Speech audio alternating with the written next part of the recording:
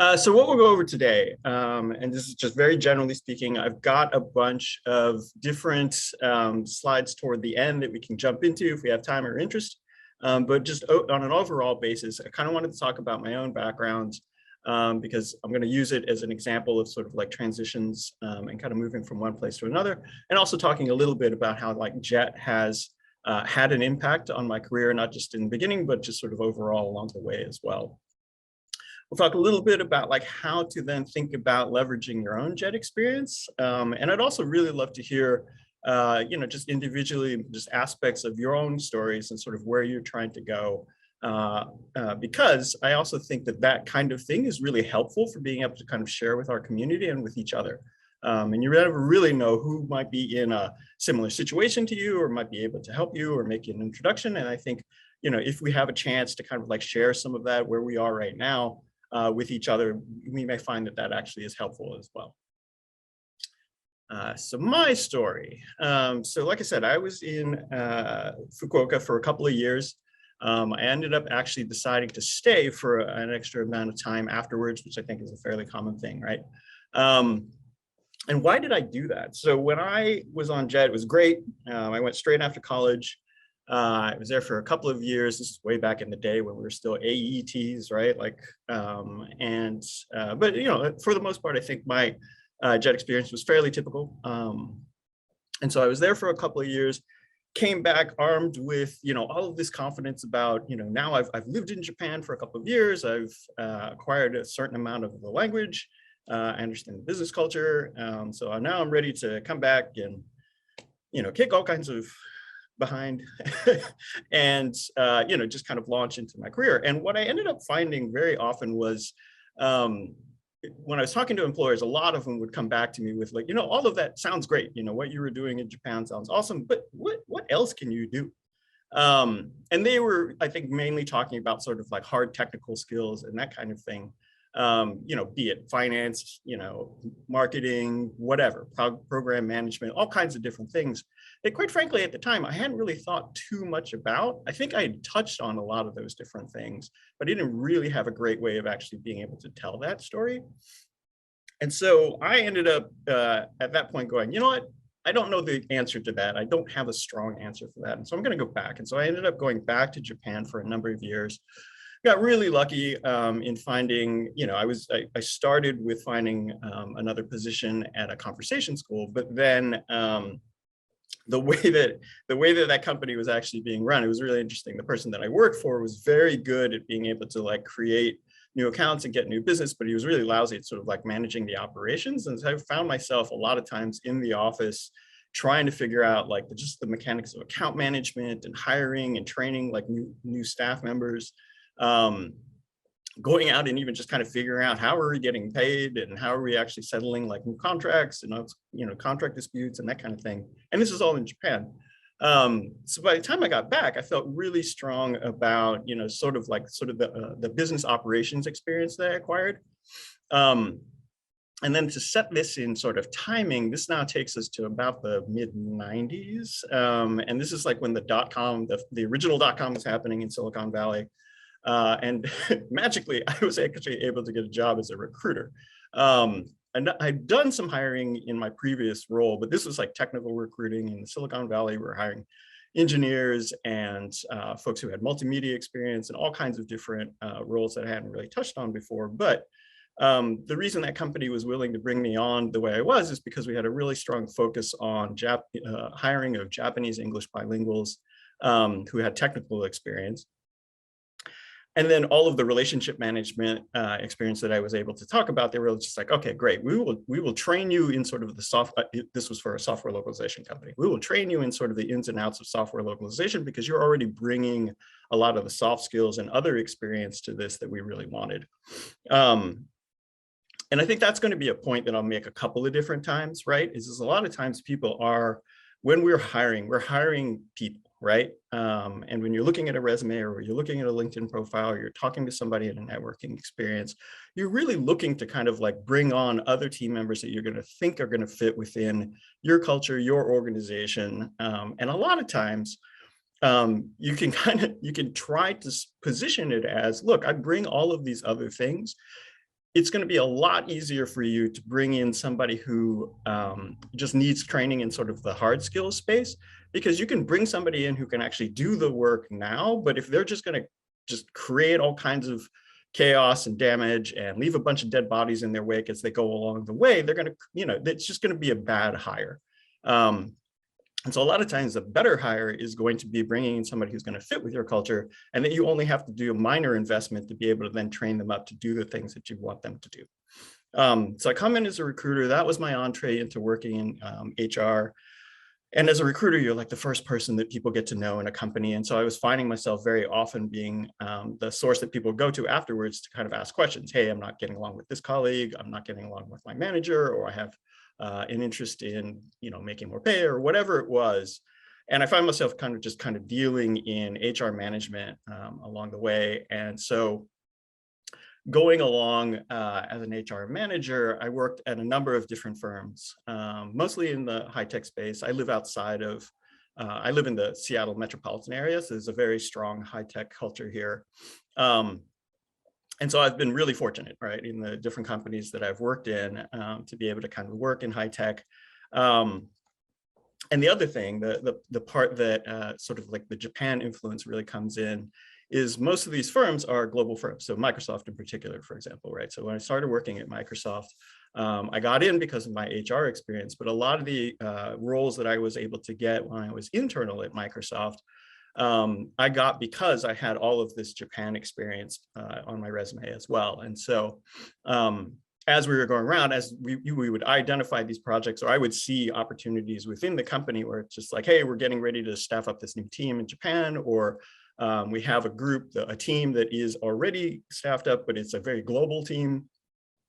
And so we need HR professionals who have experience in working across cultures, across languages, and can do that. And so it wasn't just Japan that I got to work with. I would be then, it morphed from like sort of being the Japan expert, and I put that in quotes, to being sort of the global expert. And so I got a chance then to work with teams in India, in China, in Korea, Taiwan, Ireland, Germany. Like, it was just a wide variety, and it was all based on the fact that I'd had originally sort of like this Japan experience.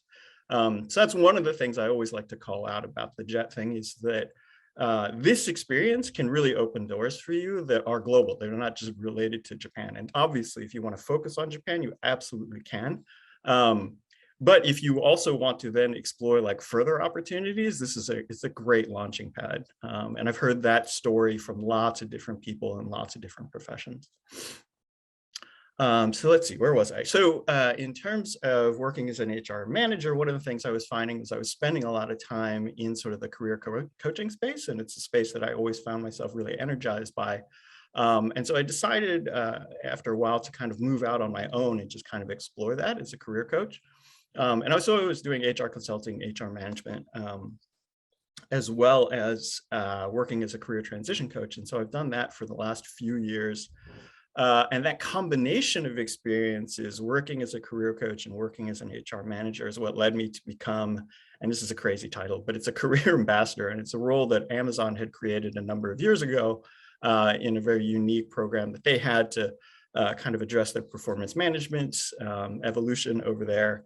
So that was a fascinating piece of work to get to do.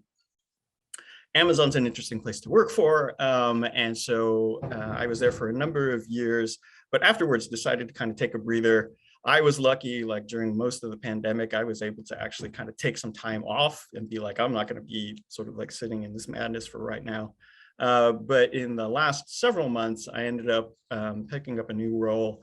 And so now I'm this is a fancy title for like an HR manager. So so now I work in HR at a company called Babylon, and we're trying to advance the state of healthcare across the world. So so that's me. And so you can see like there is a thread of like, obviously these roles are related to each other. I've spent most of my time in sort of like the HR management space, but where I am now, I had no idea I was going to be here, whatever it ends up being now, 30 years ago, right? So there have been lots of different transitions along the way in which I've either decided to work in corporate or not work in corporate, work in global positions or work in not global positions. I've given very serious thought any number of times to getting out of HR entirely. And so I've been doing some exploration in that space as well. So there's a lot of different ways in which you can kind of manage your career. And one of the reason I like to bring that up is because for many of you, I'm going to assume you have a lot more career in front of you than I do right now, right? So, and what I'll say is you don't have to kind of like perfectly get to what it is that you think is going to be your ideal thing or whatever in like the next 6 months, year, whatever it is, no matter what people are actually telling you. Take the time to kind of like figure things out. And trust me, doors will open as long as you're kind of like out there, you're kind of clear about what it is that you might want to do.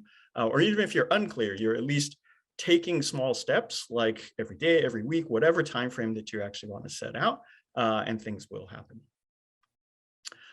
And this is where I like to pause.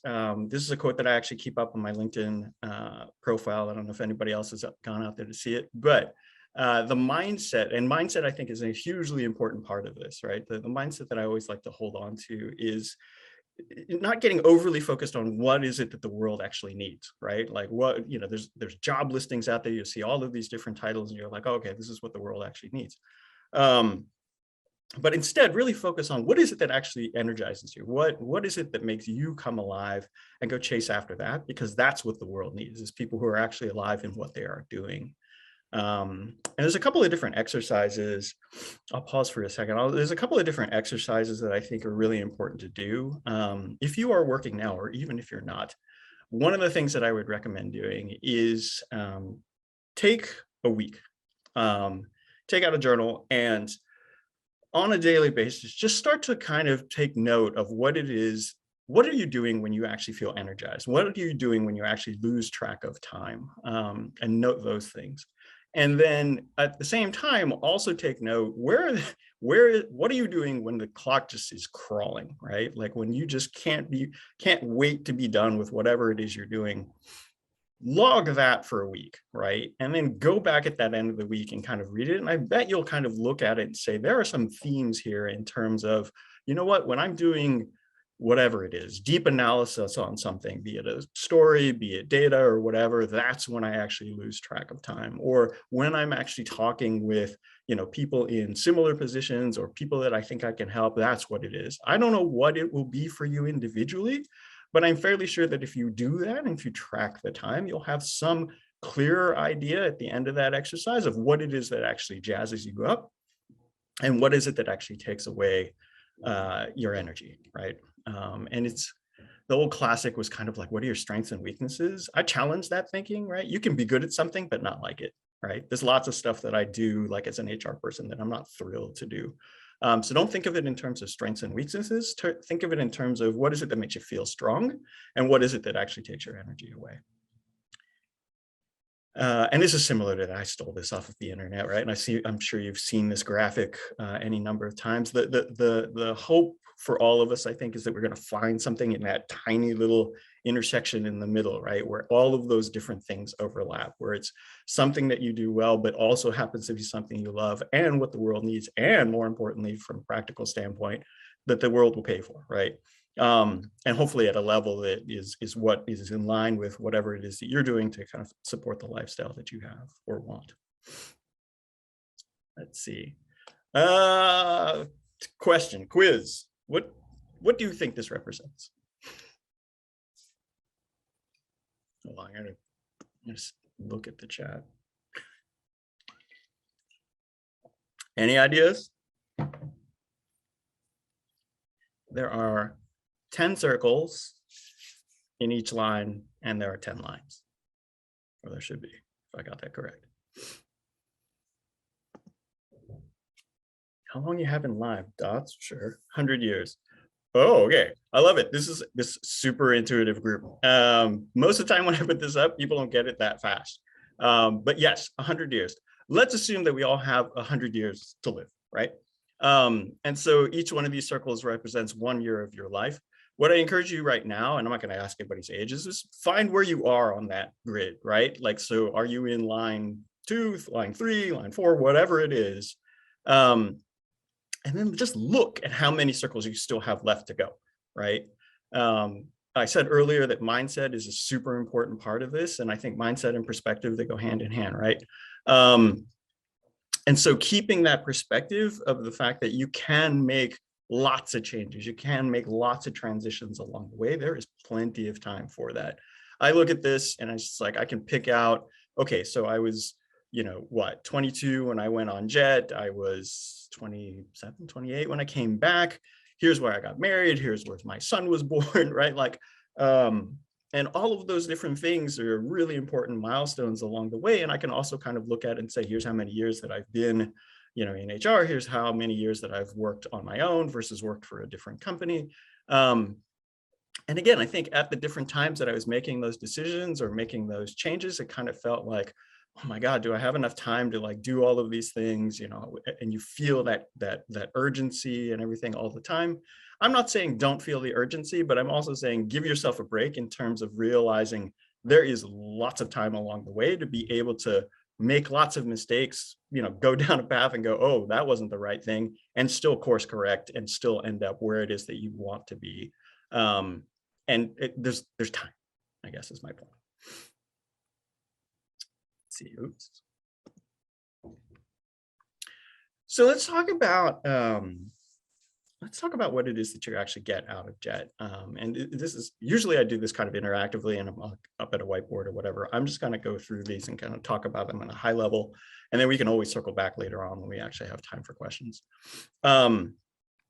So there are lots of different things that I think come from a JET experience that are skills that will carry over no matter what profession that you're actually in. And so when you talk about things like transferable skills, when you're making a transition, very often you want to focus on your transferable skills and highlight those, right? Because even again, if you don't have like the hard skills for a particular role, you do have like transferable skills and desirable skills that employers are going to be looking for. Adaptability, right? We all get dropped off in Japan. Do they still do the training at the KO Plaza?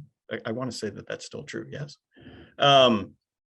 So you go from wherever it was that you were totally comfortable and everything else, drop you in Japan, you have this great party for like a couple of days, like in Tokyo, and then boom, everybody goes out to like their assignments, and you're like, okay, what now, right? And depending on where you go, some of the places has lots of experience with like bringing in jets, and they have nice onboarding and good to go. And other places, you may be the first person they've ever seen from someplace else, and good luck, right? And both of those can be fantastic experiences, but you have to make them fantastic experiences. And I think most jets do. A huge part of that is that resilience, is that adaptability to be able to drop into unfamiliar situations and still thrive and succeed. So I think that's a huge thing that we get as jets.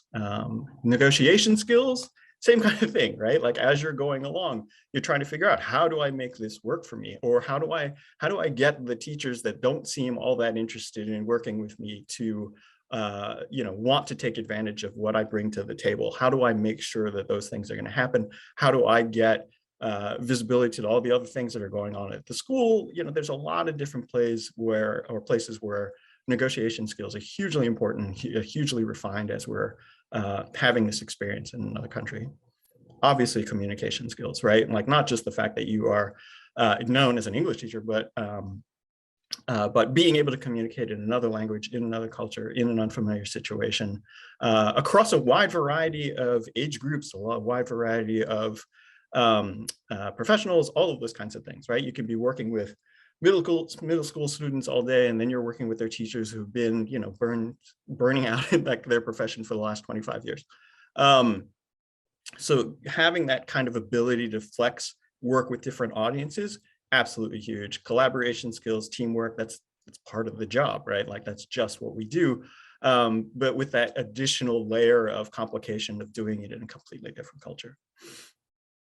And appreciation for diversity, I think that actually just is a natural thing that happens for jets, right? A lot of times you're in a culture where suddenly you are in a very different position than you might have been in whatever your country of origin was. And I think that shifts and changes your perspective and enriches that. And this kind of thing right now, diversity, inclusion, those kinds of thought processes, they're not just an HR problem. They are, and I shouldn't say problem, but they're not just an HR focus, but they are super important for anybody coming into the workforce right now. Creativity, right? You have to do that every day in lots of different ways. I never really thought of myself as like a creative person, but when I think back on some of the things and solutions that I had to provide while I was in Japan, that comes all the time. Storytelling, I have this at the bottom of that first column, but it's actually one of the most important things I think in the workforce right now, right? How are you able to kind of talk through how you're thinking about something, why you're thinking about it, why you think somebody else should be agreeing with you, and that ability to kind of like tell stories, to give examples, to set it in context that other people are going to be able to understand. Again, I think that's naturally refined through the JET program because, again, we spend so much time doing it without even thinking about it in order to be able to sort of like negotiate our positions over there. Flexibility goes along with the adaptability. Patience, oh my God, that's huge. And again, these are so important in like the workforce today. You know, we're all dealing with very, very different sort of like situations than we used to, right? Like all of a sudden we're all working remotely, we're all on computers, we don't get to see people face to face, we don't get to take them out for coffee. And so having patience for the stresses that are on different people, the way that decisions may get made, how much visibility you actually have to what else is going on within the organization. There's just a natural part of this that gets refined, I think, when we are actually working in Japan. And then leadership skills, perspective. Perspective to me kind of goes along with the diversity piece. I'm sure a lot of you experienced this when you came back, right? You're kind of seeing the world through very different eyes than when you left. And all of a sudden, things that seemed normal to you before seem like kind of weird, right? It's just like, how come, why do we do it this way? I never really thought about it. And so I would encourage you, hang on to that, right? Hang on to that ability to really look at a problem from multiple different viewpoints, because I think, again, that's going to be hugely important for you as you're kind of working in your careers, no matter what it is that you actually choose to do. Initiative, resourcefulness, thinking on your feet. I like to tell the story. I remember sitting in the I'm sitting in the office one time, and a group of teachers came over to my desk, and they were just like, hey, would you be willing to do a presentation at some point for some students who are thinking about coming to the school? It was a private school, thinking about coming to the school, do a presentation for them and their parents, maybe do a demonstration in the language lab. You know, would you be willing to do that? I'd be like, sure, yeah, we could do that. Well, when were you thinking? And literally one of them looks at his watch and goes, do you have time now? And I was like, now, you mean like now? And that they were like, then led me over to this group, and we had to put on this whole presentation, demonstration. It was hysterical. And I made that whole thing up as I was going along because I had to, right? Like there was no other choice. But finding that out about myself, there's just like, okay, look, I can actually handle that kind of thing, was big. And I would relate that to composure as well. So those are the major points that I actually kind of wanted to make from a transition standpoint. And I know I didn't really necessarily go into here's some specific things to do and kind of like think about, but what I always like to do in this kind of thing is really just kind of encourage you to have that mindset about it, right? Like that there is plenty of time, that there is lots that you have acquired in terms of transferable skills along the way. And then a big piece of this is figuring out how you're actually one, it's figuring out where it is that you actually want to go, right? So know where you are right now, but also kind of have some idea of where it is you want to go, and then be able to tell that story and be able to talk about how the things that you already bring are going to allow you to bridge. I put networking slides in here because very often I get like asked questions about it. And we can go into this in more detail later on if folks want to, but it's, knowing where you want to go, knowing how to tell your story, and then figuring out who you're going to tell your story to, right? Because the biggest part of most career searches, like most success that you're actually going to see really does come from networking and who it is that you know. But the great thing is we have a tremendous network, right? Like, I mean, if you just look at like JETS over the years that the program has actually been in existence, what is it now? I just saw this on the website. It's like 70,000 former participants across 75 countries. You already have like a built-in network of a tremendous number of people in a wide variety of work situations who also kind of know what it's like to just come back and are all willing to help. So that would be my first stop, like just in terms of exploration. And then you have all of the people that used to work with them, right, and really enjoyed it and really kind of like understood what it was that those people actually brought to the table. And so there is a tremendous amount of goodwill out there, hoping to help you and be successful. And it's another thing that I would hope to ask you to keep in mind. So I'm going to stop there because I think I'm sort of like at my scheduled time. I want to make sure they were kind of like going along. If there are questions, I haven't taken a look at the chat yet, but if there are questions, then I'm happy to take those. And I'm also happy I'll be sticking around after Emily because we'll take questions together as well. All right, thank you so much, Rob. Yeah, if anyone has a question right now that they'd like to get out there before they lose it, or if it's really relevant right to what Rob was talking about, please raise your hand or put that in chat. Otherwise, you can let it stew and bring it back up at the end of the session. So feel free to add that in the chat. I love these comments. I'm looking at the comments right now. It's really great stuff. So yeah, if you haven't at the last minute, I'll make sure to bring it up, but we're going to move over to our next speaker. So Emily, I think Zara has a question. Oh, I did. If we need to move on, Rurik, I can save it. We got plenty of time. We got plenty of time. Yeah. Where did I miss? I just raised my hand, Rurik, so you didn't miss anything. Oh, okay. No, but my question, Rob, thank you so much for that amazing presentation and sharing. As I really loved how in your presentation you zoomed in on us Jets as individuals and the value we can bring beyond just Japan and what is typically done by a Jet alumni, like breaking that stereotype. I also really loved how you zoomed out a lot in the thinking of like putting things in perspective, reflecting on your experience and, over the years, especially as a fellow HR person, like what has been some of like the myths that you thought, whether it was when you first came back from Japan, that was like, oh, this is my doom, or like, oh no, this is what I have to do, and or mid-career for you? What were some of the things that got dispelled over time? So there's a couple of different layers to that question. You can tell me if I kind of address this. When I came back, I think I came back with like sort of the normal sort of thought process, right? Which is like, okay, how do I find like either another teaching job, or how do I find something in my mind? I called it, I think, like cross-cultural communications, or whatever, international relations. There's all kinds of stuff that you have, but it's a little bit, I guess, squishy, right? Like getting some clarity around how it is that you actually want to do those things, and what kind of roles that's going to mean, and what kind of organizations. That's the thinking that takes a while to do, right? And a lot of times you can't really see a lot of those things until you start working. It's a bit of a catch-22.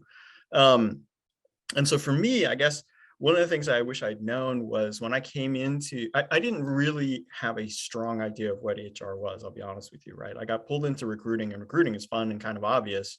But all of the other things that actually happen within human resources, from training and leadership development and building manager capability and performance management, and even mergers and acquisitions where you're bringing two business cultures together. There are so many different places where Jet experience actually kind of applies that I wouldn't have thought of and didn't know about until I actually got into the field. And I'm going to bet that that's true for a lot of other professions as well, right? So you can get into, I don't even know, say marketing and communications or something along those lines. And I'll bet there's lots of different layers to that where you can go, oh, okay, I didn't even think about it, but this experience actually applies in those fields as well.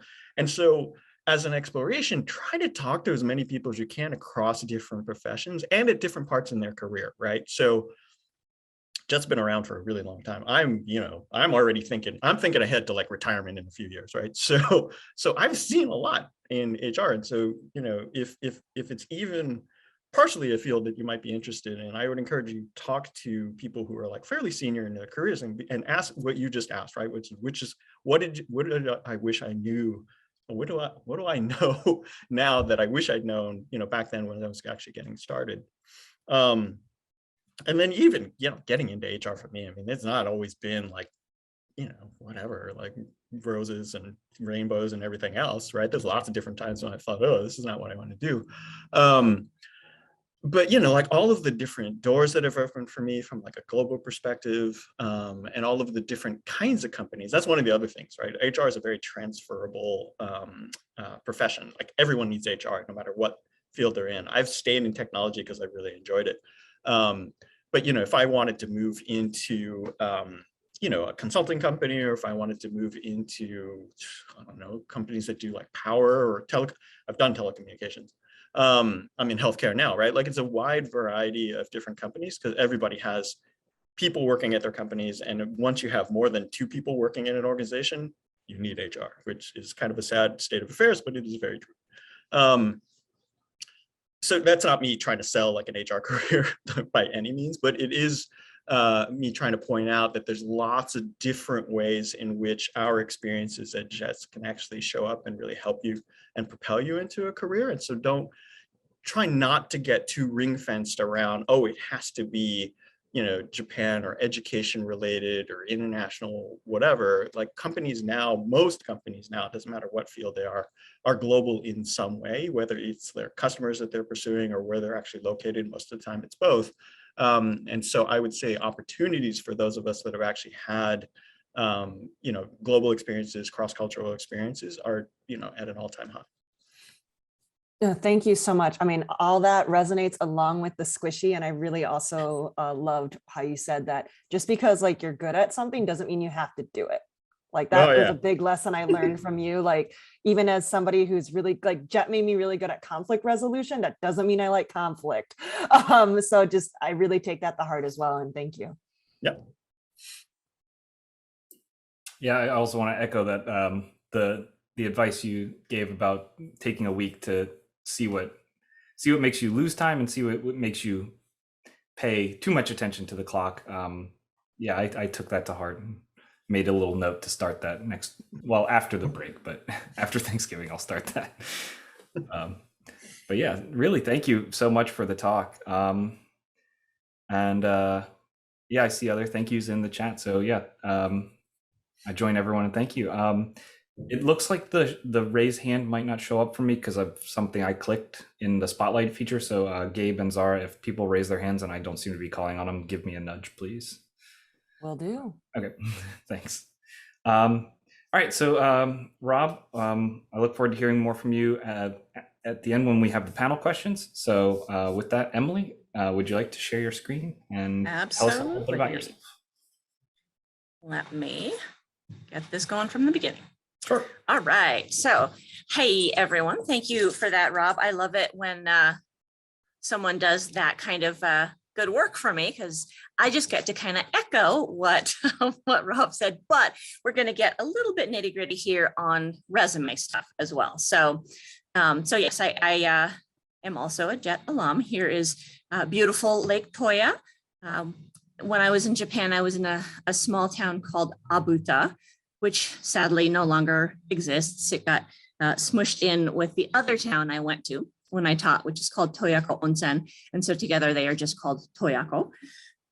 There's actual Toyako. And Rob, I'm not actually far behind you. So we just get to embrace all those years that we have under our belts. And I spent a lot of time right after Japan feeling really lost and unsure and like I was supposed to do something related to Japan pretty directly. And so I apologize those of you who have heard me speak before. This will be a little bit of a repeat, but I've done a lot of things that I was supposed to because they were related to Japan. So I took a group of junior high kids to Loveland in Colorado where they had a one-night homestay. And their favorite thing in that whole trip was the Walmart that we went to, even though we went to Rocky Mountain National Park and saw all kinds of cool things. And so I've done things like that. I translated at a law firm, which was horrible, and they fired me. I went to cooking school because I felt lost and I like food. So it took me a really long time and I actually figured out what I wanted to do by seeing a career counselor myself.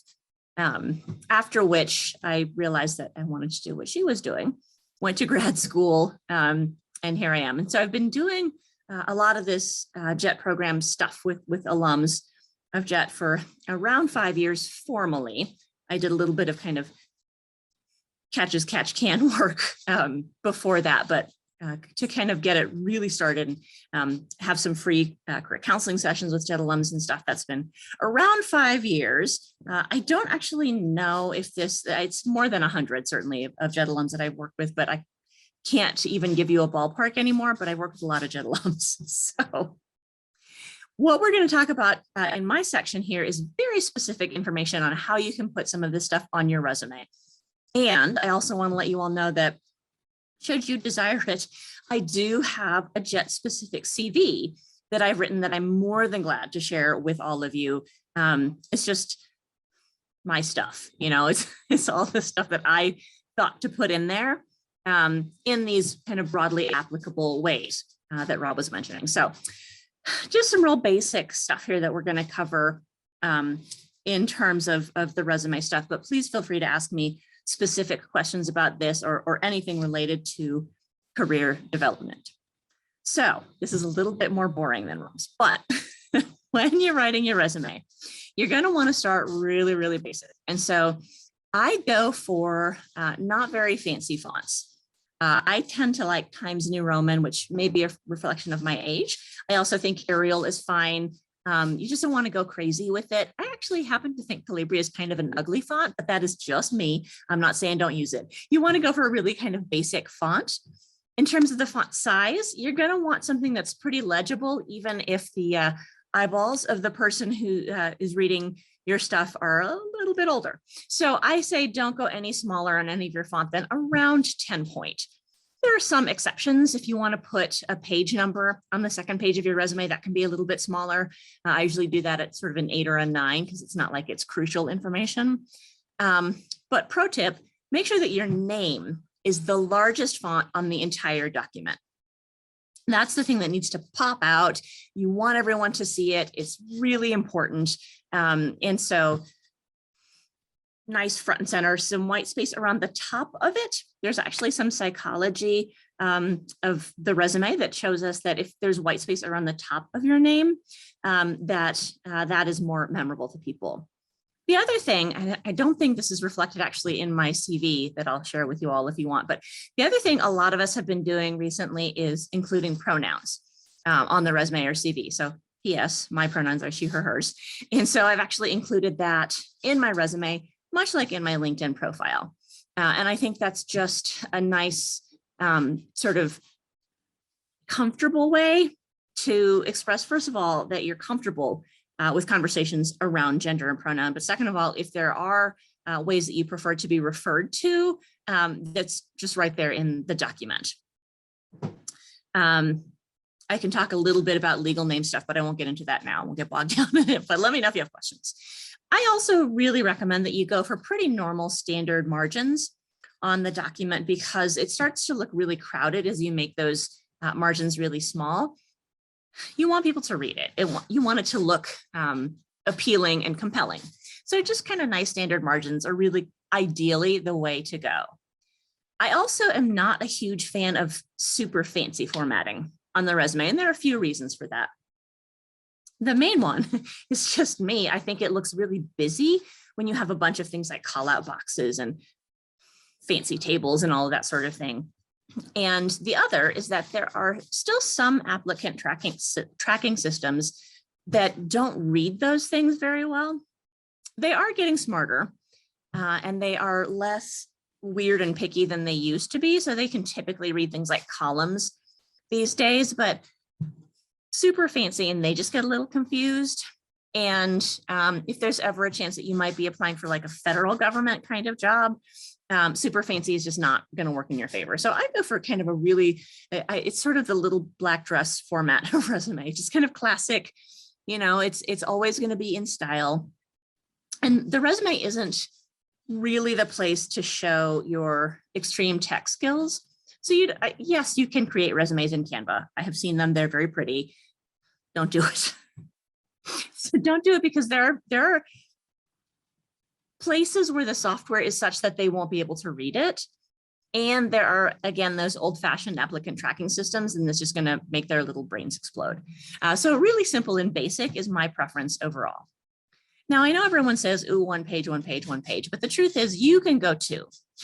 There's an organization called Resume Go, which is actually a resume writing service. You could pay them far too much money and have them write your resume for you, which don't do, by the way. But they actually got curious a handful of years ago about why it is that we say one page. And so they did a study and found that the recruiters that they were working with, even for pretty entry-level positions, tended to prefer the two-page format. They spent more time reading the two-page resumes, and they ranked those people a little bit more highly. And the more experience you had, the applicants, they were fake, but the more experience the applicants had, the stronger the preference for the two-page resume was for those folks. I'll also just quickly mention as a side note that there are a few select fields in which people have more of a CV than a resume. And a CV in the US, there's some different definitions of it, but in the US, a CV is really just kind of a longer version of your resume. If you're in academia and someone ever asks you, will you be on a search committee for a faculty member? Say no. I know someone, a faculty member, whose CV has chapters. You don't want to be reading that. For the rest of us, we're really aiming for around 2 pages. Medicine is another place where CVs get really long.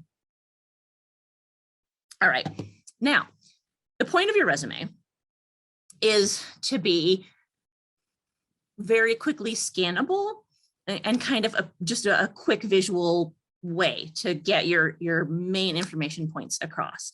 And so I really favor bullet points for both the breakup of the visual flow of it and for making the point pretty quickly. There are people who really strongly favor paragraph format in a resume. I've actually experienced a lot of social workers who really like that. I think they just think it's warmer if it's paragraphs, but I like the bullet points for the kind of punchiness of it and the way you can kind of throw your information in really quickly. You don't need photos in your resume, which is a definite US resume format thing. If you go to some other countries, including Japan, your CV is going to have a photo of you, and it's just kind of part of the normal process of writing one. The reason we don't put them in US format resumes is that they are potentially things that can be used against you. You're too old or too young or too fat or too thin or whatever it is. And so we really want to be sure that there's nothing there that can be used against you. And yes, admittedly, they can these days go and look at your LinkedIn profile photo. But there are a lot of places that are especially concerned about discrimination that will actually keep them from looking at your LinkedIn. So just you don't need photos in there is the main point. And again, that space that could be used for something that's more important. You don't need hobbies or interests. You don't need your high school information. You don't need anything like that that just kind of isn't really relevant to what you're going to be doing in this next job. Relevant is a little bit of a hard call. I'll get into that more a little bit later, but really it's your call here in terms of what's relevant and what isn't. And your best format options when you're sending your resume in to places are going to be PDF and Word. You can do a Google Doc as well. It's essentially Word. But generally my preference is PDF because you know exactly what it's going to look like when they look at it. I will say real quickly that every once in a blue moon, PDF does something kind of goofy where you think it's going to look right. And then you take a look at it and it's just kind of randomly got a single line on the next page. So just have a quick peek at it when you convert to PDF. And if you want my input on it, if you send it to me as PDF, it's going to take me a little bit longer and you're going to get a video of me. So if you want my feedback, send it to me as a Word or a Google Doc. All right, so what the heck do you put in the document? Well, obviously we need your name and your contact information.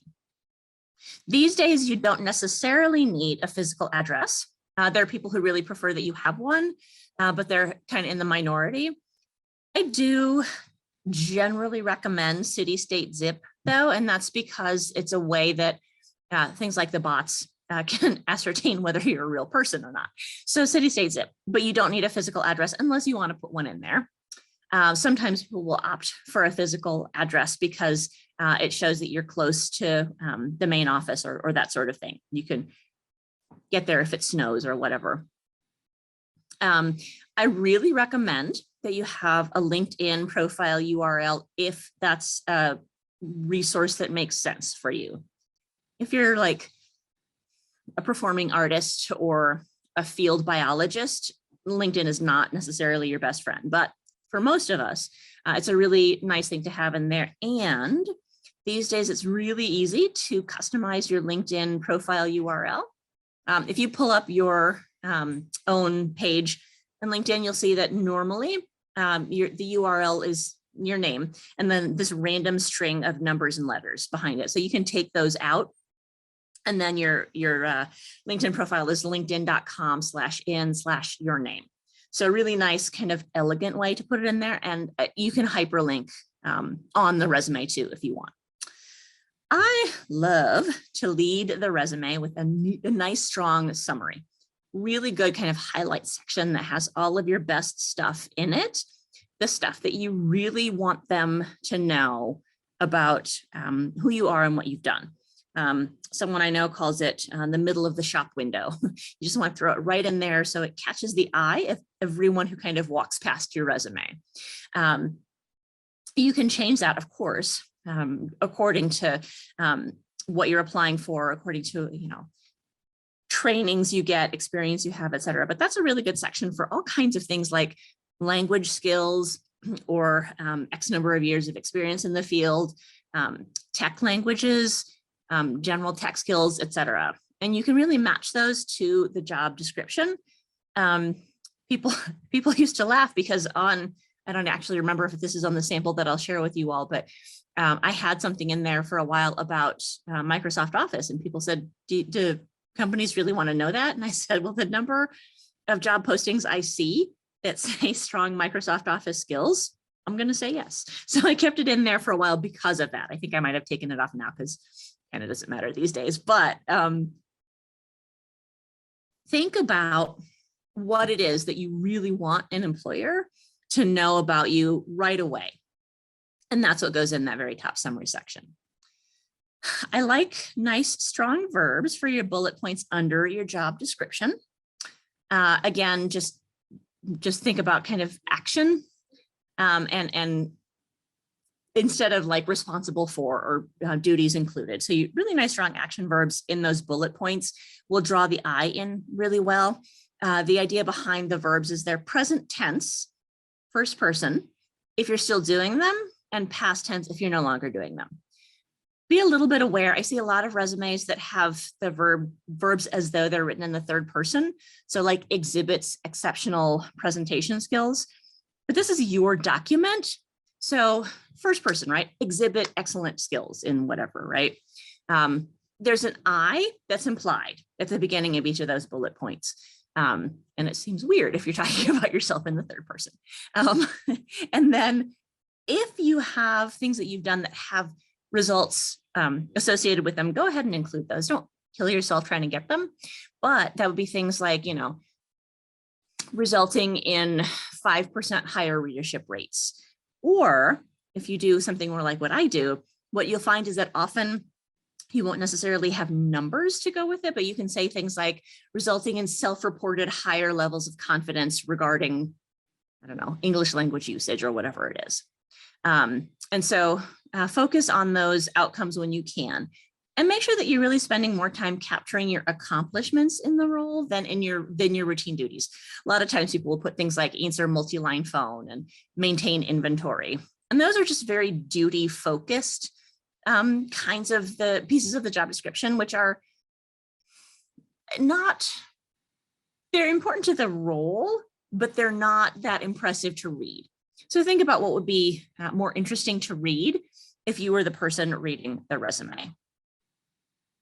And like Rob said, don't focus too narrowly on the details of what you've got from your JET experience, because it's a lot when you have to learn to live overseas.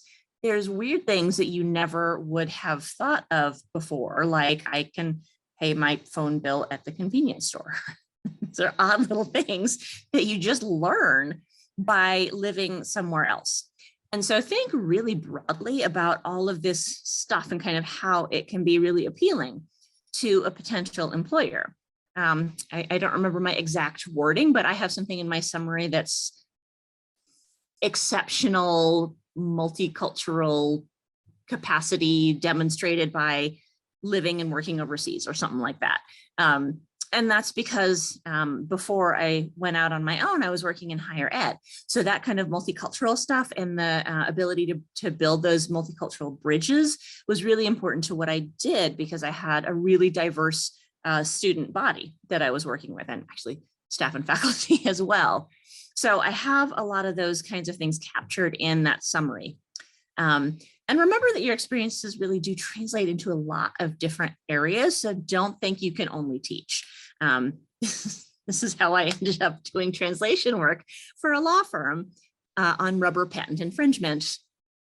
They've had good reason to fire me, but I had to sign a non-disclosure agreement as though I could disclose anything. I have no idea what I read.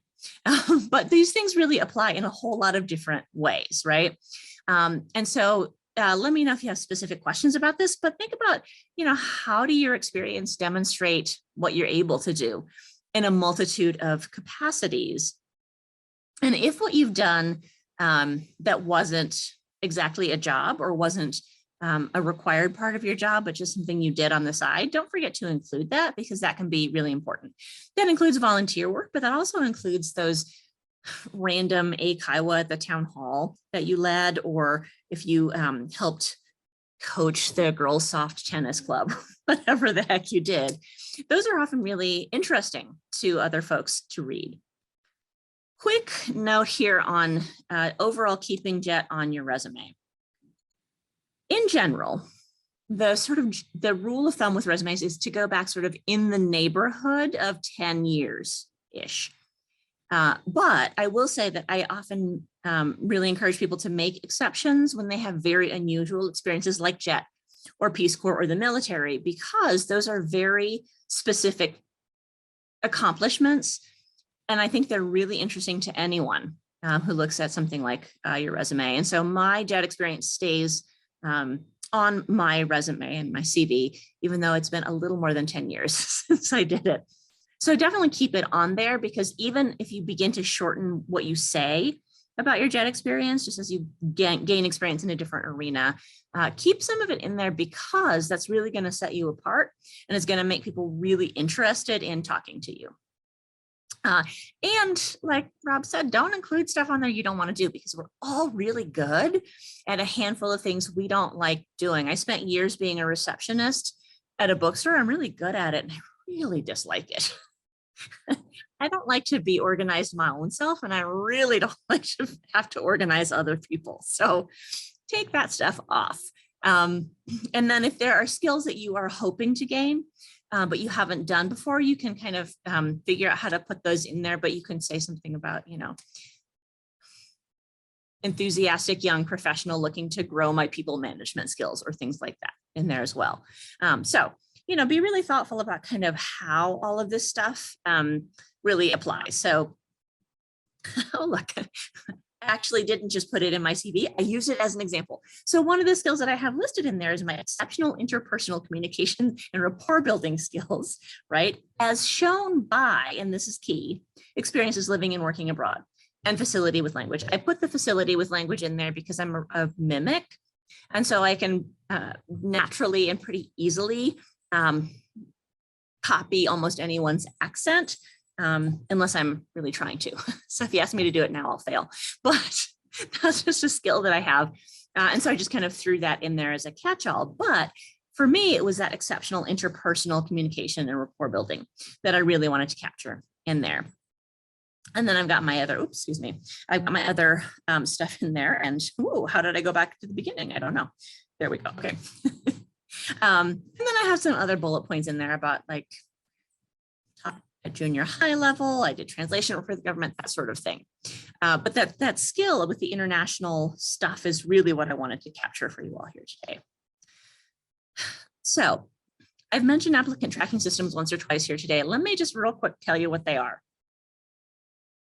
And by the way, Rurik has a copy of this, so don't worry if you can't get this, but that detailed info available here is a hot link. Applicant tracking systems are bots designed to weed out unqualified candidates for a position and to appropriately capture the information of people who are qualified. They seem a little bit unfair when you're first hearing about them. But what was happening is a lot of organizations would post a job and get 500 applications for it. And back in the day, a human being had to go through and look at those 500 applications and pull out the people who were just not remotely qualified for the job and put them in one pile, and then have a sort of qualified and a really qualified pile. It was really labor intensive. And especially if it were one or two people, often someone in HR, usually the newest person in HR, they would get tired. And at the end, they were missing details. And sometimes, like if they collected resumes at job fairs, sometimes those resumes would get lost on the way back to the office and all of these kinds of things. So theoretically, applicant tracking systems really are there to help you. The problem is that they're not that smart, even the ones with some artificial intelligence components to them. And so your challenge is getting around them. And so what they look for is whatever the person who wrote the job description was smart enough to program in. And so your job is to figure out what that is by reading the job description. And so there are some ways around it. There are a couple of free systems that will compare your resume and the job postings. I usually use the one called Job Scan, SCAN. There's also one called Resume Worded. Job Scan will give you 30 free reviews, and then it wants to charge you. So you log in with a different email address.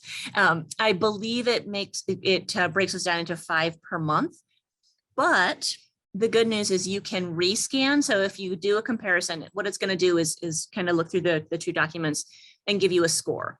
Is a percentage score. So if you do it the first time and you get like a 27% score, that's not very good. You want it higher than that. So you can go back in and add some of the keywords that it says you're missing to the resume, and then you can rescan and it doesn't count against your overall number of scans. And then they do roll over. So if you only use 3 in a month, then you get 7 the next month. So pretty fair system. But it is a little bit confusing because they very much want you to pay for the system, which will also do things like your LinkedIn profile and your cover letter. I don't think it's worth it. There's another system though that's called Resume Worded. And that one gives you, I think, 1 free sample, after which it charges you, but it's a better rate. And you can do month to month on Resume Worded a little bit more easily. Anyway, quick note about that. But really old-fashioned applicant tracking systems are used by higher ed, because they're poor, and by a lot of nonprofits. And so those really old-fashioned ones only do keyword matching, and they're not very smart, and they don't understand tense, and they don't understand any synonyms. And so they're just kind of extremely basic. You won't run into very many of those anymore, but they do still exist. So if you're looking for something at a relatively small nonprofit, for instance, I would be super cautious and make sure that you're really matching the keywords. Other places are using more of those kind of fancy AI ones, but again, only as smart as the programmer. So the name of the game is to match your resume as closely as you can with the actual job description. So check out the 2 systems, Job Scan and Resume Worded.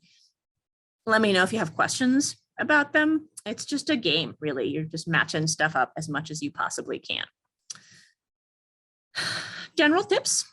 Yeah, don't make yourself crazy thinking about the length. Go with a nice, simple format. Some places will tell you to submit the resume in a particular format. If they don't, PDF is fine. Make sure that you're emphasizing the stuff that feels really important, whatever the job is. Do tailor it for each job. I know it's a pain in your butt. It's going to get you so much further. So if you're just kind of spamming every job you can do with your application, nobody's going to read it. And it's just not the best way to go about it. So you spend some time tailoring your resume for the jobs you're applying for, and then run them through a system like JobScan, or ask me if you have questions about it. Don't be tempted to lie. I know everyone says that, everyone does it. Um, this makes me put on my grandma hat and say that if everyone jumped off a bridge, would you do it too? It's just not a good strategy and not a good plan. And chances are really good that if you lie straight up on your resume, that you'll get found out. Really bad things happen when that happens, generally involving termination, and sometimes also involving you getting a really bad reputation in your chosen profession. Not good. In general, you also do want to include some dates. It doesn't have to be everything. My college, and actually I think my grad school graduation dates are things that I've taken off. If they want to know how old I am, my JET experience is still on there so they can get a sense of it, but you do want date ranges on there, or else it just leaves them wondering how long you did each of these for. So your dates can be month and year, or it can just be year. For federal government jobs, you ideally want day, month, year for everything. So what else can I tell you? I think that's what I have to say. Here's my contact info. And I will stop my share to see, because I've seen some stuff coming in the chat. I'm gonna, though, defer to the Chicago folks. Did I miss questions here in this, or is there something I should pay attention to? I don't think there's a specific question missed, but I do see Joshua's comment in the chat right at the bottom there. And then he has a question to follow up as well. But I think it would be interesting to hear you speak on that. So with similar experiences like JET and Peace Corps, sometimes if what you value in those experiences might not be what is best to put on the page of the resume. So what do you think are some problems that we might specifically encounter when it comes to sort of ATS passcoding? Right. Well, so first of all, let me say that as far as I know, Peace Corps actually has some free career service work for its alums. So check with me if you can't find that. Last I heard, I will say they had 2 people for the US. Obviously they're only in the US. They had 2 people for the whole country. So there was a person whose role was DC area, and a person whose role was everywhere else, but take advantage of it if they do have it, because that's helpful. I think it's going to depend a lot on what it is that you're looking to do, which I know sounds like not a non-answer.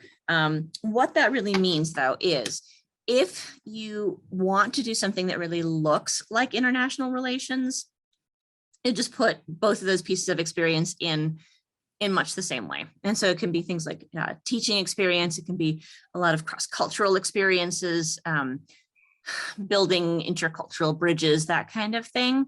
But if what you're planning to do looks really different, then short answer really is going to be that we'll want to get together and really work through that. And, do some kind of problem solving around it specific to the next role that you want. And I should mention here, if you all want some free career counseling, US JETAA has just opened up their free career counseling sessions. They want you to go through the workshop I created last year. That's just a little online class. But if you want that, definitely make sure you sign up with US JETAA and then sign up for those. There's 20 spots, I think. They tend to go pretty fast. But make sure that you just think about what you've done in those roles and think about what what impacted you, what made your life feel really different, what sets you apart from other people, and kind of workshop that a little bit, which I know is kind of a non-answer. But let me pop in my CV here that I did for one of these presentations a year or 2 ago. What did I call it? There we go. All right, this is a couple of years old now. But go ahead and check out that example and see if it helps you. And to the second part of your question, I do really recommend spending some time on the cover letters. So generally speaking, the resume is sort of your highlight reel. It's the really quick overview of what you've done and a way for people to skim through your experiences quickly and see what you've done and when. The cover letter is more of your narrative. And so that's where you're really telling your story in language that feels right to you. You can connect some dots, things that might not necessarily make sense without an explanation. And you can also demonstrate kind of what your written communication style is. So I do recommend cover letters. There are a lot of places that don't pay very much attention to them at the beginning. So if you read stuff, you're going to see a lot of nobody reads cover letters.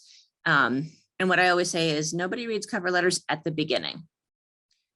Most large companies, that's not what they pay attention to right out of the gate. But when they're really starting to consider candidates seriously, they're going to go back and read your cover letter because it's how you communicate and how you make a compelling point. So do spend some time, don't kill yourself, but do spend some time on, excuse me, on a cover letter.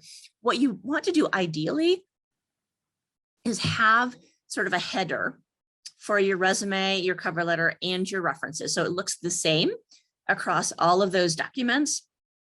And then it's really easy for them to tie those things to you. And you've already started doing some branding of yourself. So sort of an answer to your first part. The point is email me. I'll put my email in the chat again. But yeah, please reach out to me. I see another question here, but I can't talk and write at the same time. So hold on. All right. So there's my email, Emily at Denver Career Catalyst. And let me scroll up and read this. Yeah, the online portals that don't accept uploads. I do typically just do a cut and paste of the resume. Check the formatting real quickly though, because often what you'll find is that bullet points leave a really big space between the bullet and the text. So you'll just want to back up a little bit to eat up some of those spaces. But really what you do is just kind of paste it in there. And in terms of those things taking forever to fill out, it depends on the format your resume is in, but if you are just cutting and pasting, that'll make your process a tiny bit faster. It's just kind of confusingly time-consuming part of the process. I don't know why they do it that way, but I can put in the US JETAA info. I don't have the specifics for their sign up because I think you have to. I think you'll get the newsletter, or you can get here's their Emily, I want to, yeah. I want to mention real quick.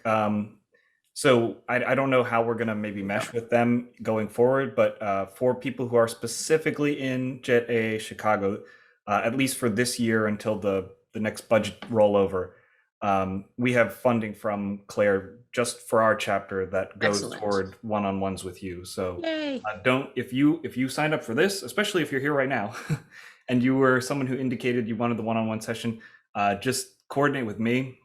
You don't have to take up one of the precious US JETAA slots yet, because we have, feel free to go to the website, please engage. We want that, but if you want that one-on-one session, we already have that allocated as part of our chapter funds. Awesome, I love it. Yeah, I do them most years. I didn't want to overstep anything, but I do them most years for Chicago, for Rocky Mountain, sometimes Southern California, Heartland. So yeah, I do a lot of these chapter things. So. It's certainly, I'm certainly happy to hear that they're taking this sort of initiative at the national level, but I think in the past it has been a chapter by chapter thing, and maybe we're on the cusp of transition here, but we do have the funding. Nice if it was both. Yeah. Yeah. Oh. Anyway, sorry, questions. I'm terrible at following the chat, so I probably missed your questions. Let's see. There was one from Devoni. Can you explain what a good summary looks like? Did you get to that one previously, or? Yeah. So let me pull up if I can find it. I'm going to pull up my sample CV here and just show you a summary real quick. All right. So this is what I have on mine for a summary. So you'll see here, and of course mine is very specific to what I do. So you'll see I have like my high-level career counseling skills. This obviously is very old. I need to update that. That's a much higher number now. And so these are the kinds of things. And in fact, yeah, I do have that still in there. And so, yeah, this is the stuff that generally speaking, I want anyone, in this particular case, it's more about anyone who's going to hire me for a public speaking gig, but this is the stuff that I want them to know about me. So I have my JET experience captured on here in terms of these kinds of things here. And then I have some things that are just kind of unique to things like counseling and coaching. I have my ability to work with a broad range of people, some tech skills, my public speaking is in here. I used to have my Japanese language skills in there. So that's kind of the idea of the summary statement at the beginning of yours. It can be fairly long or it can be pretty short. It depends. And let's see, direct emailing or submitting the resume or cover letter. The email content. Oh yeah. So if you don't actually have a portal that you're going through, I actually generally recommend sort of a cover letter in the body of the email, and then attaching the resume as a separate document. But you can do whichever makes sense. If they specifically ask you to type the resume into the email, copy and paste it in there with kind of a cover letter at the beginning. You can also opt to attach both if you have them in reasonably good formats. Some places have very particular ways that they want you to submit your application materials. So just go ahead and follow whatever they're saying. But I generally, when submitting the resume and cover letter through those direct email things, we'll just attach them. And to me, it's the easiest way to make sure that my stuff gets passed through the systems in as pretty a format as I want from it. Does that answer? I hope that answers your question. Pamela had a related one specifically Yes. asking for companies that have their own online portals for applications and do not accept uploads or resumes. How, and I'm going to paraphrase a little bit, how safe is it to just copy in pieces of the resume, or how is it best to avoid completely rewriting your resume in their system? And I faced this with Educational Testing Service, ETS, if you're familiar with their tests.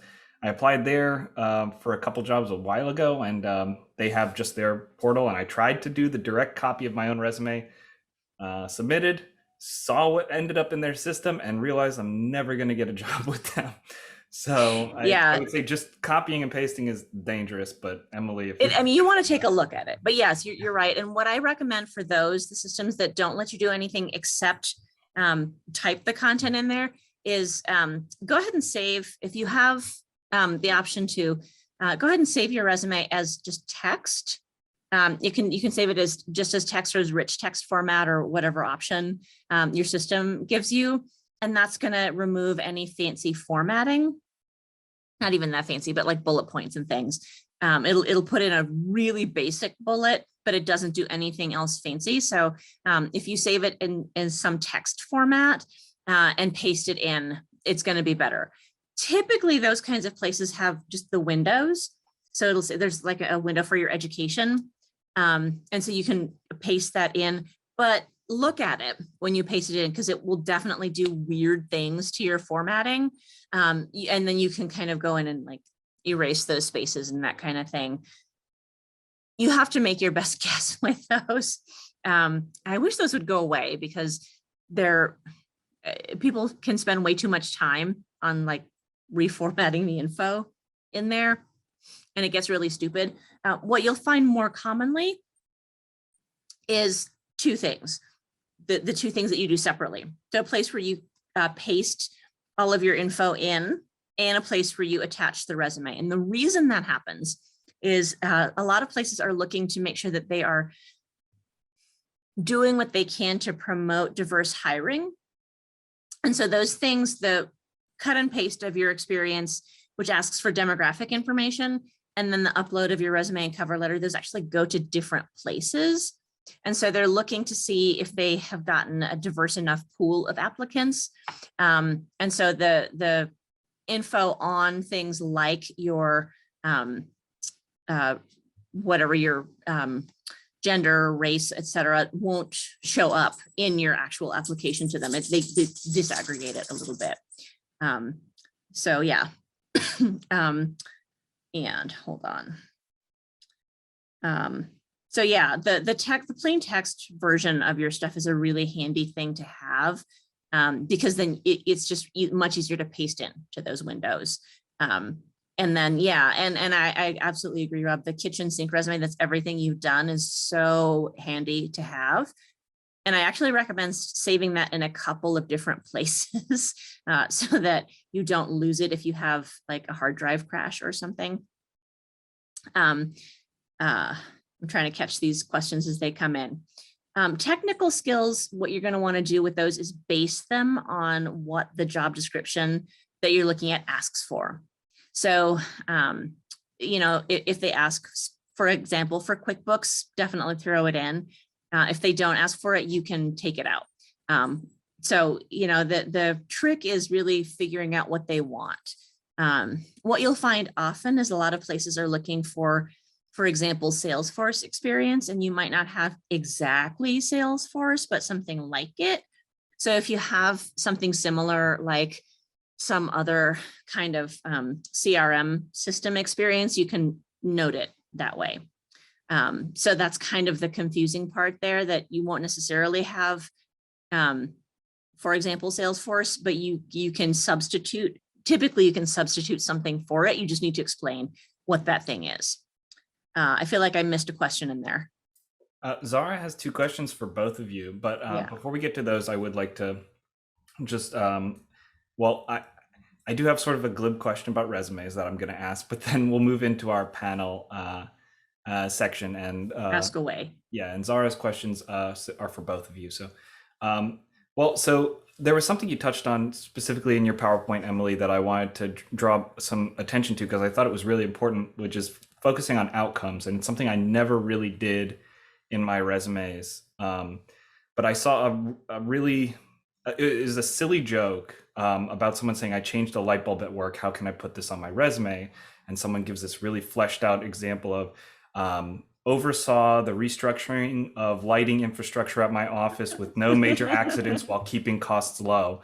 And right. It's funny, but that point at the end of like avoided major accidents, kept overhead low. Those are things we don't think about when we just like, oh, what did I do? Well, right. Yeah, what did you prevent as well? Or what did you? Yeah, exactly. How were you an asset because of that? So maybe not talking about light bulbs, but how can we add, right. How can we remember to add more of those outcomes to our resume? Yeah, and the example I always see is I mentioned answered phones. But you didn't just answer the phone, right? When you answer the phone, you prioritize the questions that people have to ask. You direct people to the correct member of staff. You answer customer concerns, all of those kinds of things. So it's typically larger than just answered the phone. So why did you answer the phone? What happened when you answered the phone? That's the stuff we're really looking for. Yeah, that's really awesome advice. So we're going to move into the panel section now. So if you still have questions, just anything that's been rattling around while you've been listening, feel free to put them in chat or raise your hand. We do have a few pre-selected questions to ask. But before we do though, Rob, I just want to give you a chance. Since Emily said at the beginning of her presentation, she was happy to just be able to like springboard off what you said. I know this isn't like a debate of any kind, but if you have sort of a, whatever this version of a rebuttal is, or just anything that you're feeling from what Emily was talking about that you want to mention, because I saw you clicking away in the chat as well. I want to give you like a minute or two while I pull up the questions to just highlight anything that you want. That's a very funny way to tee it up. But Sorry. No, it's not a rebuttal, but it is something to kind of keep in mind, right? I think it's super easy when you're like getting into a job search to do a ton of focus and energy on the resume, right?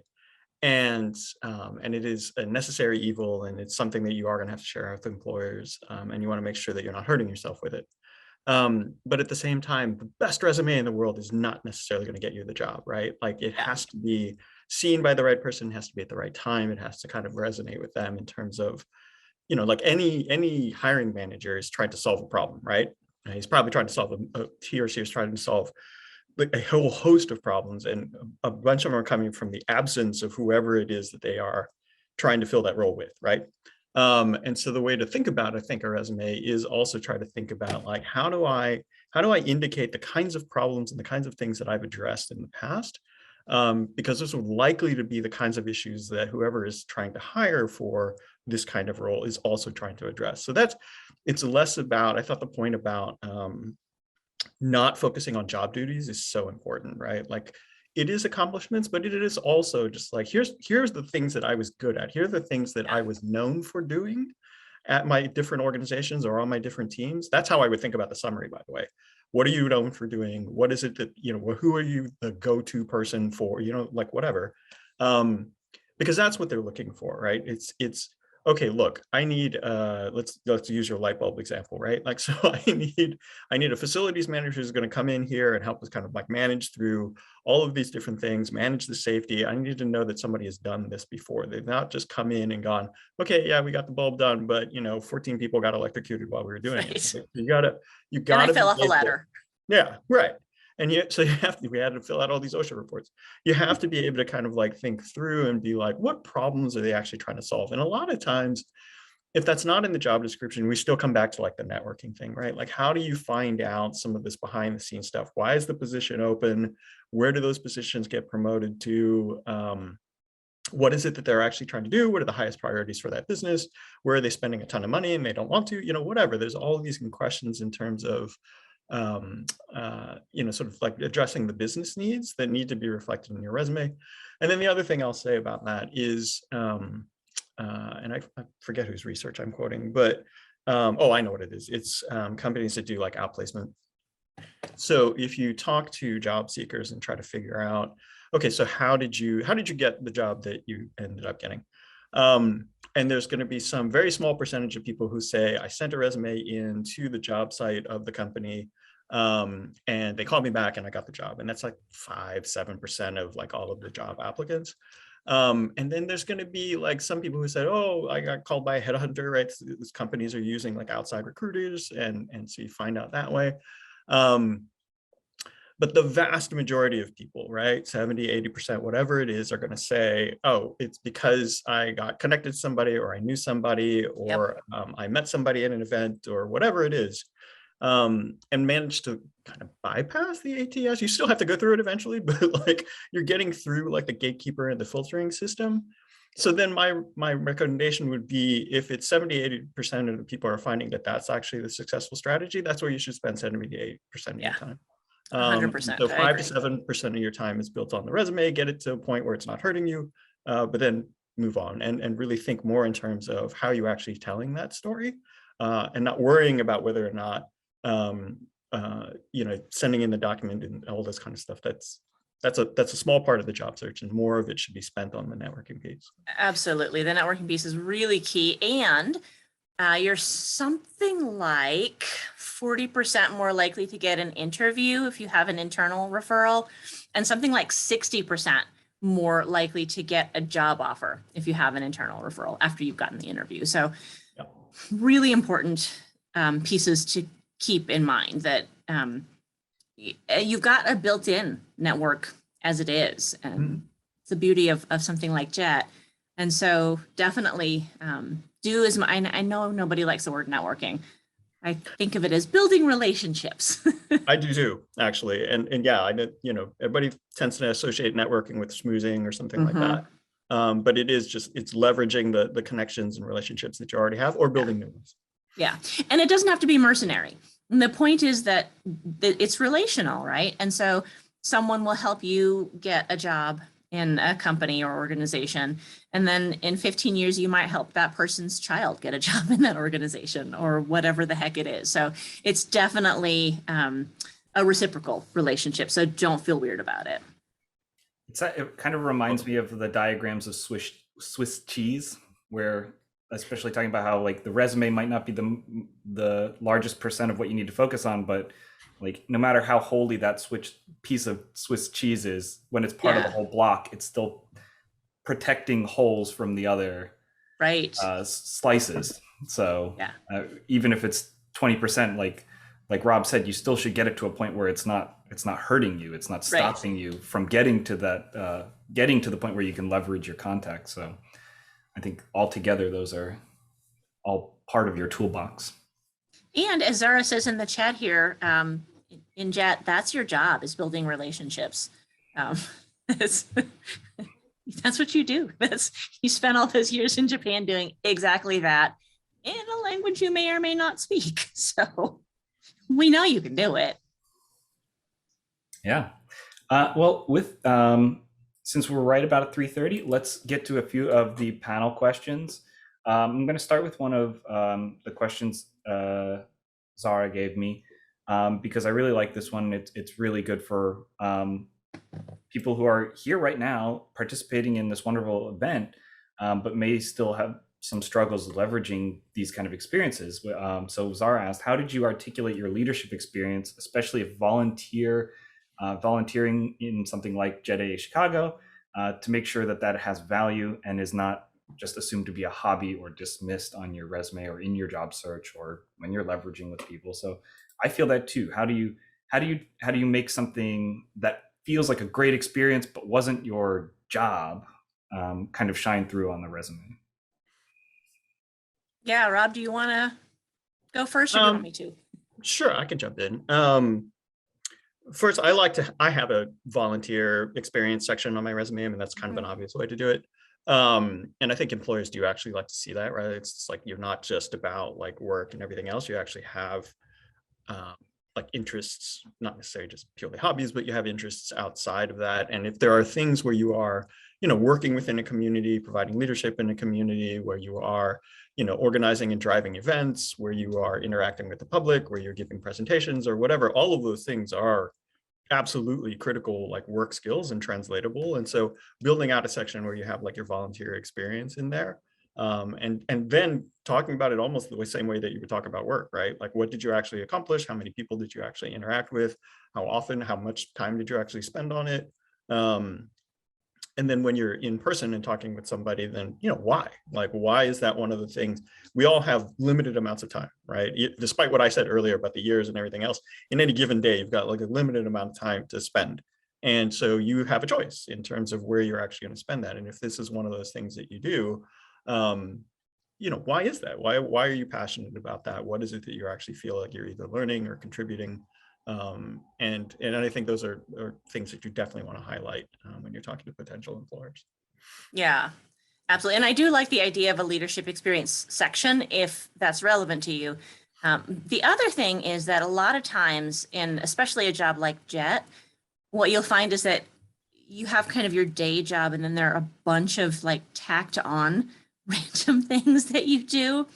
And so those can also, you can capture those in that section, but that can be, for instance, your leadership experience. So you can say things like,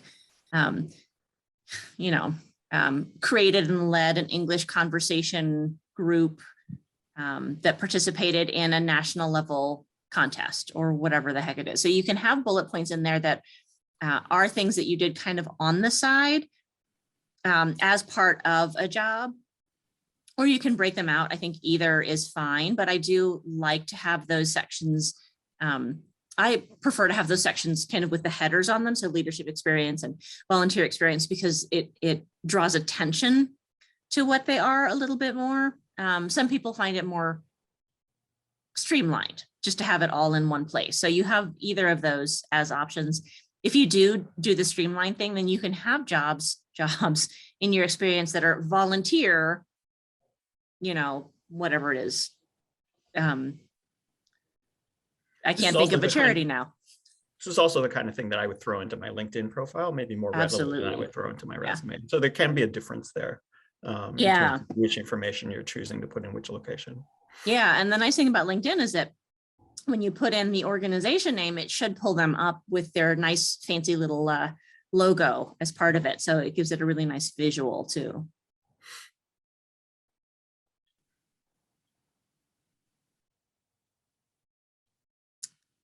There are a few questions that are sort of strung together. So I'm going to ask two different questions that I feel like are tied together. So feel free to like pick and choose where you want to approach it. But one of the questions that was asked was, what are some of the most common career paths people take after completing JET?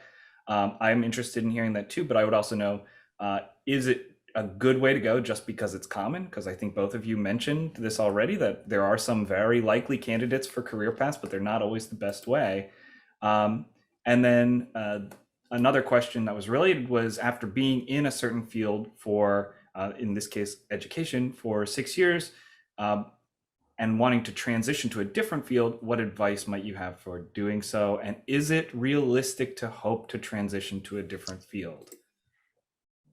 Well, let me take the second one first. Yes, I promise you can transition. You're not stuck. Don't worry. The trick is to identify what those transferable skills are so you can really speak to them, and of course, to keep doing that networking.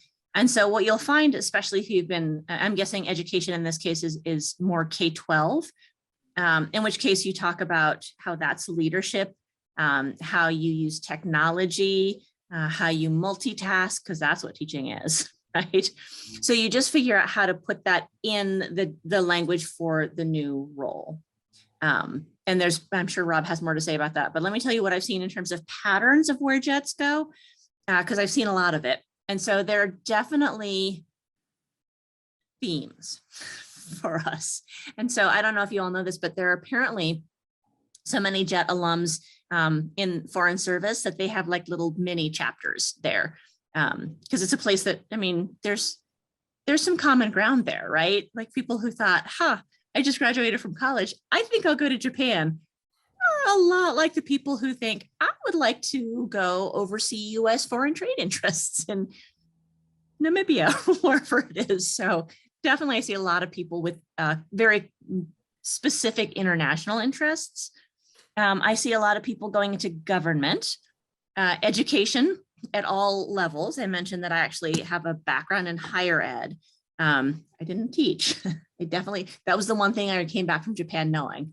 Oh, apparently I don't want to teach.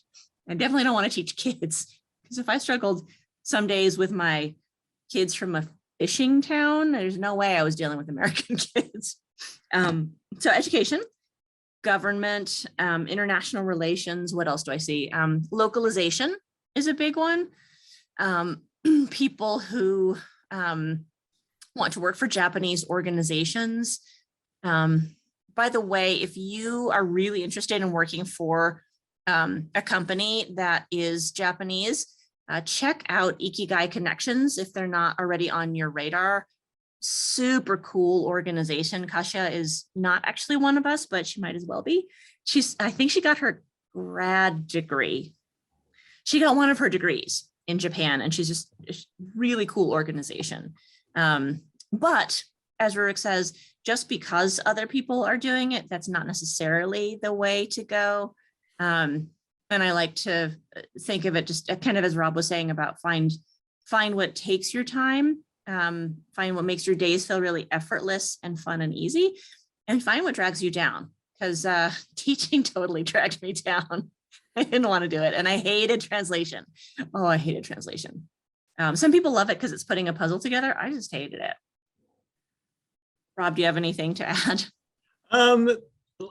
I think for one thing, I think just your role puts you in a better position to kind of like talk about like that breadth of paths that people can take. For me, just personal observation, right? So having participated in like a couple of different JETAA chapters, I'm always fascinated at where people actually end up, right? And just thinking about like over here in the PNW, excuse me, the Pacific Northwest chapter, you know, there's a guy who's got his own publishing company. There's people who work in like sort of the insurance fields as program managers. There's other people who have gone into like education, translation. There's folks like myself who are pursuing varying different like corporate paths. So I know like, you know, people who have gone into, you know, engineering and whatever it is, right? I like to hype up HR, right? Like it's an interesting field in lots of different ways. I'm surprised sometimes that I don't see more JETs kind of like experimenting with it. I mean, and I know we get kind of a bad rap, but honestly, like if you it's a very transferable set of skills that you actually end up building up, and it usually does allow you to kind of like work across a lot of different kinds of industries. And I think the transferable skills that I talked about before are absolutely things that also allow for success in really any sort of corporate environment. And so like at different companies I've worked at, I've also run into other jets just by accident. We just kind of find out somewhere along the way that, you know, we actually were both jets, and they're like, oh, this is really interesting. You are whatever, like, you know, somebody who's coming from like the marketing group or finance or whatever. And we all have like sort of our different paths. But you know, trying to carve your own way in the world and figure out what is it that you actually want to do. The great thing is, man, when I think back over the last, whatever it is, 30 years or so that I've been back, there are tons of jobs that exist now that never existed before, right? Yeah. And as technology changes and the world changes, heck, even I knew going into this, but it's just like the pandemic is going to create all kinds of new opportunities for people that didn't exist before, right? Because we have to adapt, and we have the world is changing. And I'm the sure great Zara was- resignation is a thing, man. Yeah, I'm seeing yeah. it. Oh no, it's huge. This is absolutely tremendous. And so just from a marketplace right now, it is so difficult for most employers to hire. And this is at all levels of organizations, right? And so for even positions, you know, for people that are very experienced and could command really high salaries, it is difficult for us to hire. And so it is definitely right now a seller's market. I mean, you know, you're in a good position of people wanting to bring on people with, you know, a wide variety of capabilities.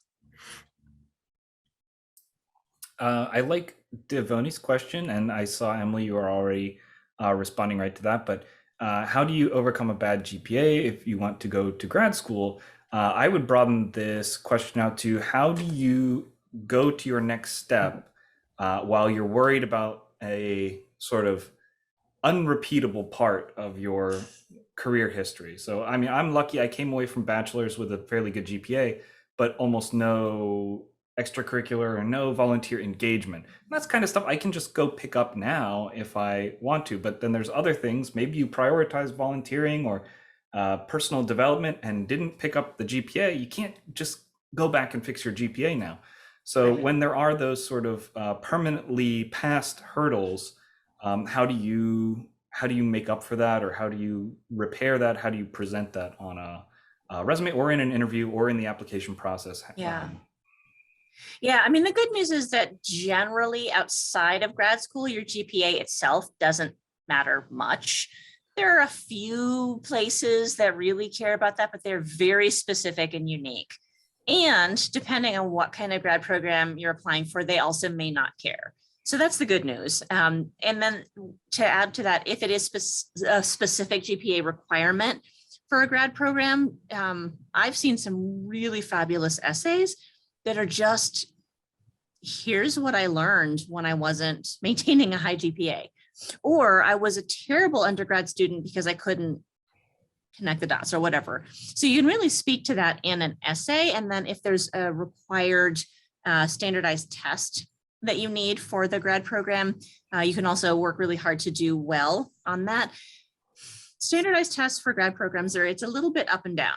And so there'll be flurries of activity where people are super focused on things like the GRE or whatever it is for your particular program, and then just kind of chunks of time where nobody cares. I took the Miller analogy test for my grad program, and one of the places I applied didn't want a test, and I kept trying to get them to take it because I did really well on it. They didn't care. So if there is a GPA cutoff for a particular program you're looking at, you may just look at a different program. There's likely to be other options. There are some very specific grad program options that only exist in one or two places, but for most of us, you might just look at a slightly less competitive school, or you might apply anyway. And again, talk about what you've learned since then. You get kind of massive points in grad school applications for demonstrating how you've grown up since then. If you have been a traditional college student, you're really young when you do that. And there is plenty of room for you to have chosen to sow some wild oats instead.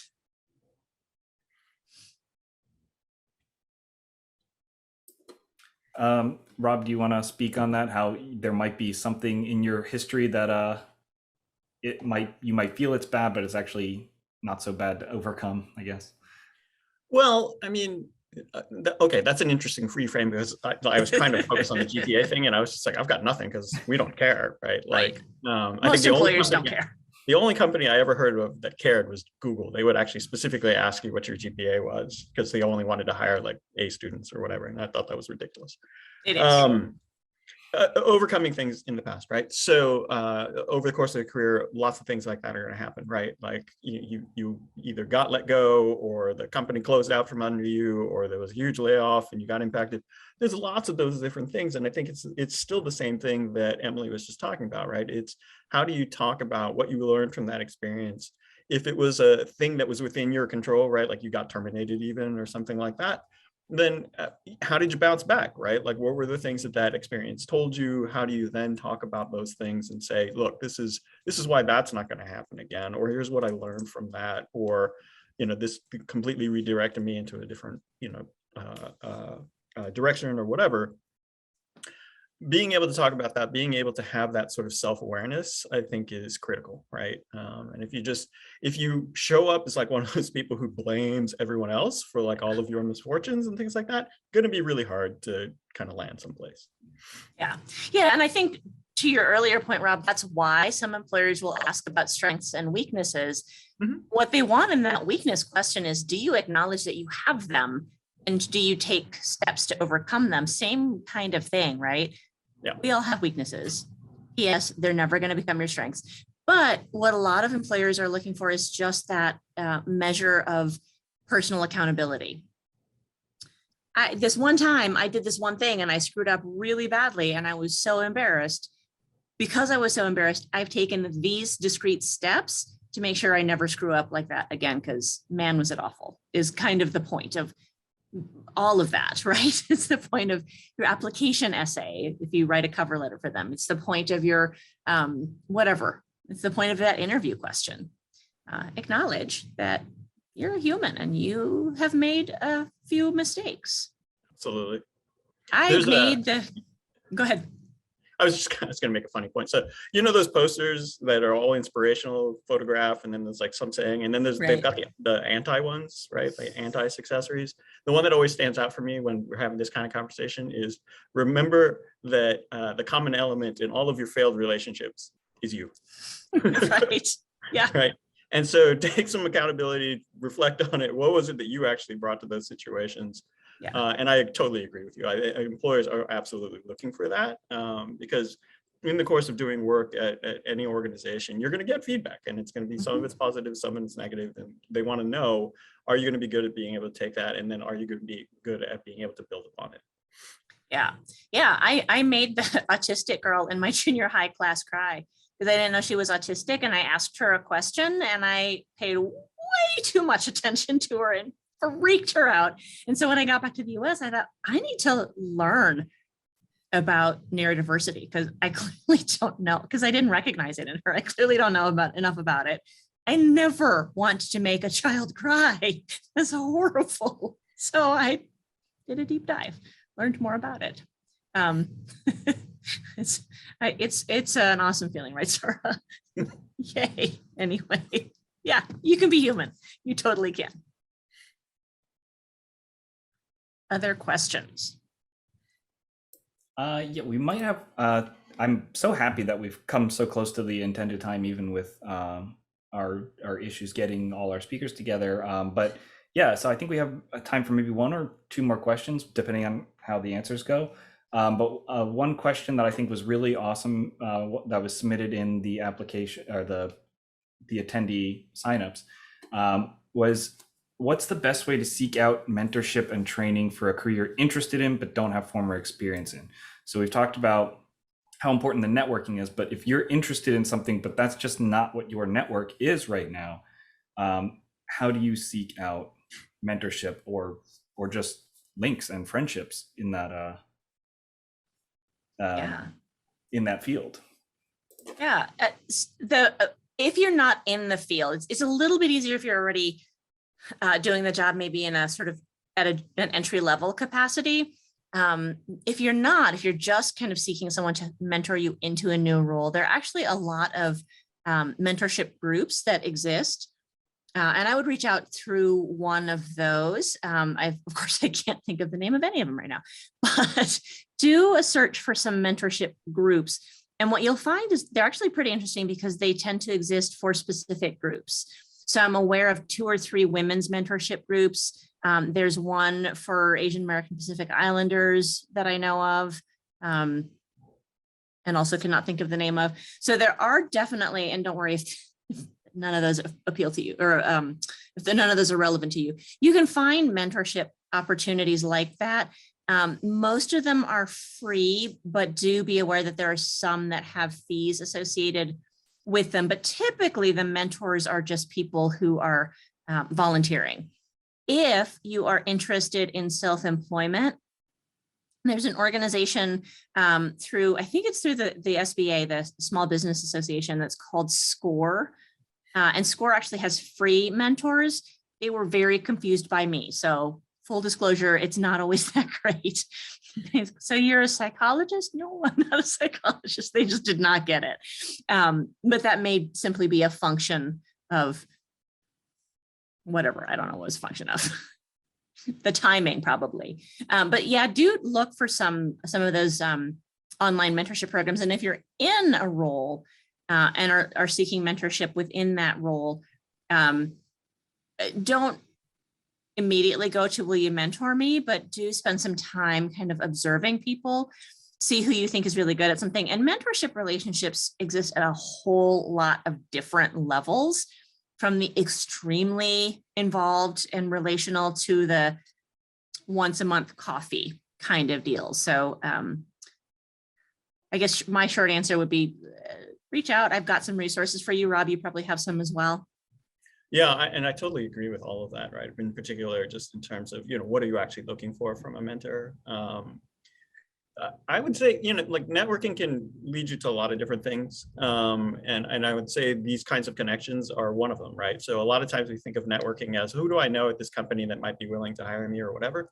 So that's one way to go, and that's certainly important. But like as you are building these relationships and meeting with other people, I would always close those meetings with asking, who else do you think I should talk to, right? Like after having heard sort of my interests and the things that I'm kind of wanting to do, are there other people that you know of that kind of work in the space or that kind of stand out for you that might be interesting for me to reach out to and talk to?